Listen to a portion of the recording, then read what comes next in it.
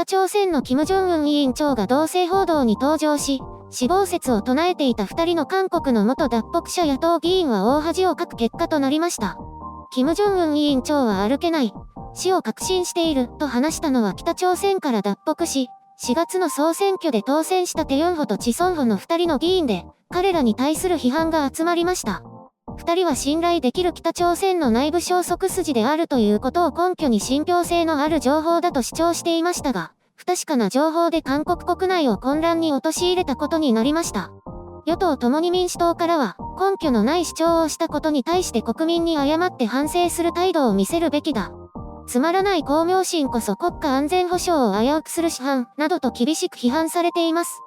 対北朝鮮専門家は、金正恩健康不安説に対して関連専門家が予測して展望できるが、それなりの根拠と情報を持って慎重に合理的に説明しなければならない、とし、盗聴情報や人工衛星写真資料、偵察情報などは政府だけが接することのできる情報であり、脱北者を通じた情報は推測や伝言で信頼性は低いと指摘しています。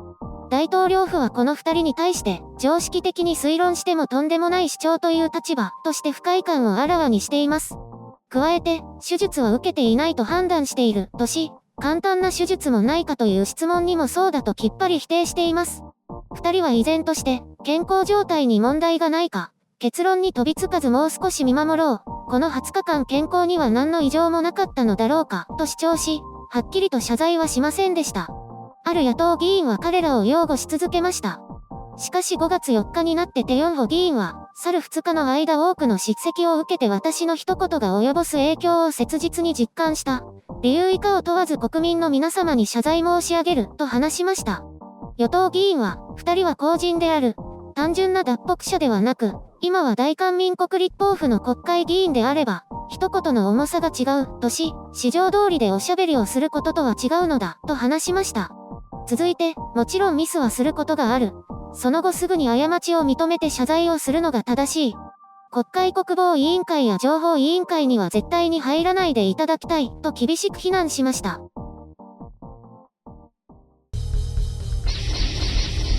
編集所管。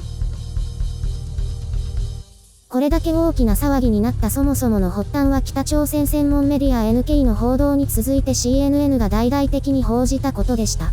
太陽説に登場しないことに続いて長期間同性報道がないことから推測したものですが、手術や重篤説はどうあれ、健康異常説は十分考えられるものでした。死亡説はそこからかなり飛躍しているわけですが、元脱北者の2人にとっては十分な説得力があったのでしょう。太陽説に登場しなかったことがそれだけ北朝鮮住民にとって異常だと映ったわけです。一方でこのような分析があります。金正恩は昨年以降、キム・イルソンやキム・ジョンイルについての言及を一切止めていると。そして今回の太陽説を欠席したのも、自分の時代を誇示するために、先人たちへの尊敬を減らしていくという戦略からではないかというのです。先日公開された視察の映像では2020年と記されていましたが、キム・イルソンの生まれた年から数える主体歴が併記されていなかったことからも伺えるということです。なるほどね。こちらも説得力がありますね。正しいかどうかは同様にわかりませんが、分析としてはありだと思います。また、新型コロナウイルス報道で完全に北朝鮮の存在感が埋没している中で、ミサイル実験を繰り返したもののほとんど相手にされていませんでした。これを打開するには自分が雲隠れするしかない。それによって世界が注目すると計算づくでやったのであれば、金正恩の思惑通りだったと言えるわけです。世界はまんまと北朝鮮に注目するしかなかったというわけで、ひょっとしたら元脱北者の2人もそれに利用されてしまったということかもしれません。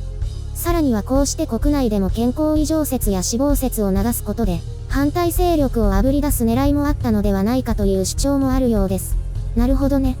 南北国境付近での銃撃については偶発的なものと韓国軍と米国ポンペイオ国務長官が発表しています。すなわち特別な意図があったわけではないと分析されているわけで、死亡説を流した2人に対する警告でもないとされています。北朝鮮は死亡説に対しては容認しているとも考えられるわけで、2人が踊らされた可能性は一層高まると考えても良いのではないかと思います。銃撃については韓国軍が明確な時間を伝えなかったり、ひたすら分析中という言葉を繰り返して具体的な説明をしていないため、野党からは北朝鮮を擁護するのかという声が上がっています。韓国政府としては、これ以上ことを荒立てたくないというのがありますから、方向性としては何事もなかったとしたいのでしょう。そうしなければ先日始めた南北鉄道連結への取り組みが水泡へと帰してしまうからです。基本的に韓国軍と大統領府は独立していますが、韓国軍が挑発や警戒よりも偶発を主眼とするのも危機管理としてはいかがなものかとも感じます。韓国軍まで波風を立てたくないというのはちょっとどうかと思いますね。金正恩の健康問題に関しては、未だに手首に何か刺した跡があるとか NK ニュースが報じていて、くすぶりを見せているようです。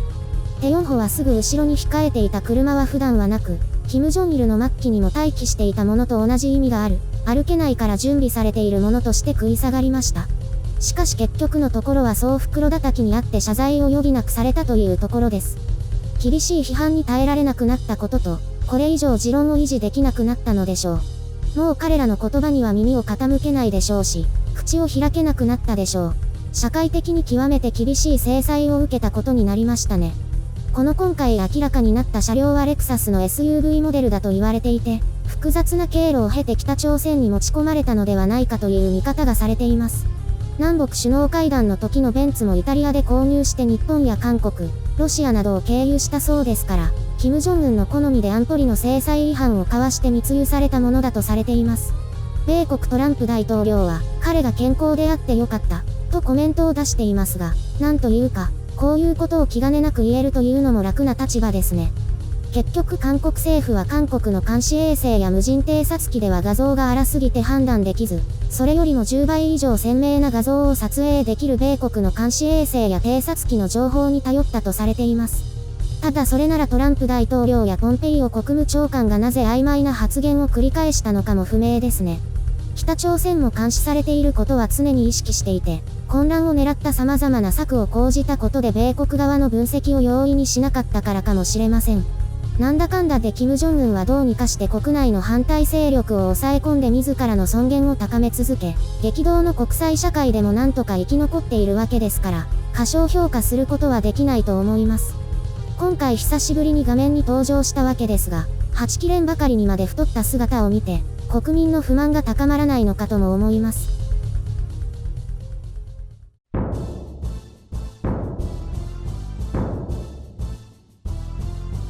なんでまたこの話題なんですか？いや、好きなんじゃないかと思って。生きてたら興味ないですよ。面白くもなんともないじゃないですか。だからね、一応それ不謹慎だから、YouTube は厳しいの。そんなの知りません。知っておいてよ。こっちは困ってるんだってば。何かもっと面白い話出てこないんですかね。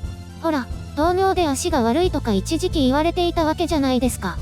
大統領府も足への手術は否定していますよ。あ、そうだ。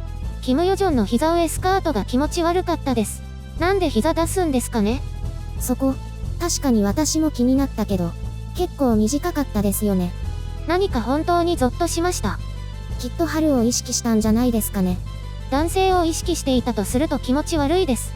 確かにね、全国、いや全世界に流れるのにあれを選んだわけですからね。人気が出ると思ってるんですかね？いや、知らないって。私に同意を求めないで。それよりも序列を無視して金正恩のすぐ右隣に座っていたことが話題になっていましたよ。そういえば座っていた気がしました。映像に映っていましたもんね。そう、場所としては一番映りやすいところ。出世したんですかね？北朝鮮も女性の地位向上とかやっているんでしょうか？女性の地位向上じゃなくて妹だけでしょ。ああいうのを奇妙に思ったりしないんでしょうね。世襲制ですもんね。やっぱり何かあればあの妹が出てくるんでしょうね。わからないけど。でもなんだかんだで死にそうになったら後継問題で賑わうというのが今回わかりましたね。いつかは世継ぎがお坊ちゃんになったりするんですかね？するんでしょうね、きっと。でもいつまでこんなのを続けるんでしょうね。きっと誰かが外側から壊してくれるのを待っているんじゃないですか？崩壊待ち？実は続けたくないけど惰性で続けているだけで、本当は楽になりたいのかも。こらこら、根拠もないこと言わない。ただの妄想だからいいんです。あの脱北者議員の確信とは違って 100% 妄想なら問題ないでしょう。なんか 100% 妄想って言うと、私がすごく頭が悪い感じがしません？しないですよ。したとしても 100% 妄想ならフェイクニュースでもないし、YouTube にも叱られないから OK。なんだかイメージ的に損していると思います。自分で妄想だと言い出したくせに。私が妄想って言いました？ 100% 言いました。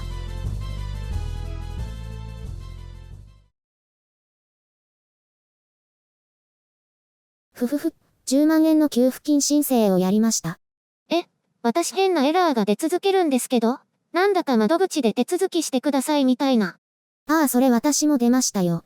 ネットの情報によると、単に混雑しているだけだから、何度もトライしてくださいだって。結局私もしつこくやってたらできました。私たちのような若者でも混乱するのに、これって疎い人だと無理ですよね。そう、それで電話の問い合わせ窓口が混雑するでしょうね。これはシステムとしてはどうなんですか？ひとえにゴミですね。エラーメッセージが不適切で不親切です。さすがお役所仕事。これに一体何億かかったのやら。そんなに？裏側はもっとかかっていると思いますけど、この表側だけでも億は軽く超えているでしょうね。こんなのだけなのに？人件費が高いんですよ。